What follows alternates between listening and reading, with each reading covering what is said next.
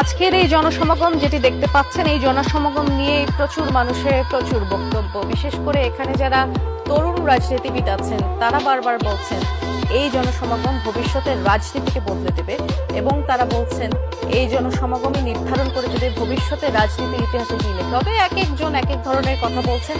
তবে সবচেয়ে বড় যে বিষয়টি, এতদিন যারা অপেক্ষায় ছিলেন তাদের প্রিয় নেতা, তারা যে এত দূর থেকে একবারের জন্য তাকে দেখতে পারবেন সেই তীব্র আকাঙ্ক্ষা এসে এখানে জমায়েত করেছেন। গত 2 দিন যাবত আমরা দেখেছি যে যার মতো করে বাসে, লঞ্চে এবং ট্রেনে করে এসছেন ঢাকা শহরে।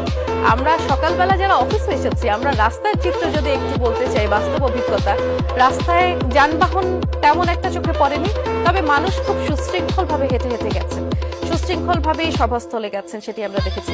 আমাদের সহকর্মীরা আছেন মাঠ পর্যায়ে, তারা আসলে আমাদেরকে সবশেষ যে খবর, মাঠের খবর, তারা আরো ভালোভাবে জানাতে পারবেন। সহকর্মী আব্দুল্লাহ তুহিন আমাদের জন্য অপেক্ষা করছেন। তুহিন, এতক্ষণ দর্শকদের আসলে এটি জানাচ্ছিলাম যে দীর্ঘ অপেক্ষার কথা আমরা বলছিলাম, তার অবসান হয়ে গেছে। এই মুহূর্তে তো তারেক রহমান